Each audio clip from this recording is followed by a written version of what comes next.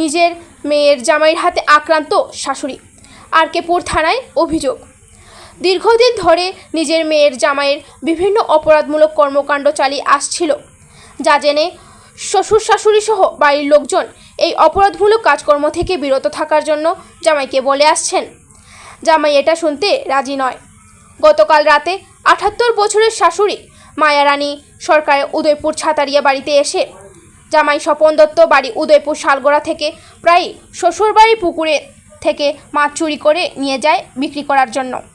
এর প্রতিবাদ করলে জামাই স্বপন দত্ত শাশুড়ি মায়ারানী সরকারকে মারধর করে প্রচণ্ডভাবে, আর এতে বৃদ্ধ মহিলার মাথায় সহ শরীরের বিভিন্ন জায়গায় আঘাত লাগে।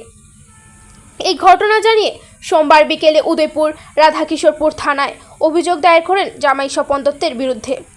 পুলিশ অভিযোগ পেয়ে স্বপনকে জেলে তুলতে ঘটনাস্থলে ছুটে যায়। ব্যুরো রিপোর্ট, অধিকার বার্তা। আপনার মেয়ের জামাই মারছে আপনারে?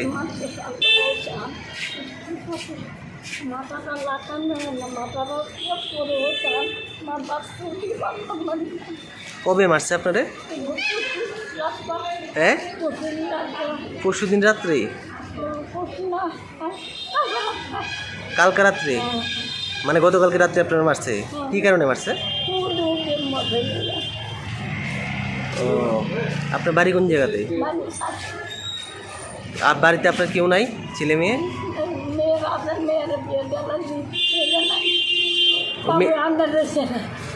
মেয়ে কি আপনার বাড়িতে থাকে এখন, মেয়ে জামাই নিয়ে?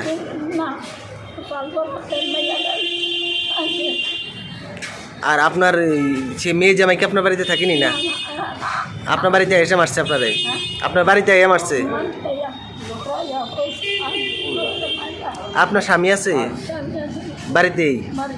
আর স্বামী হচ্ছে না আপনারে?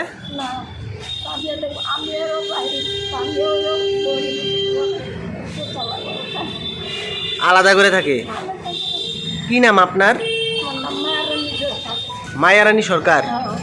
আর আপনার মেয়ের জামাইয়ের নাম কি? স্বপন দত্ত। কি করে উনি?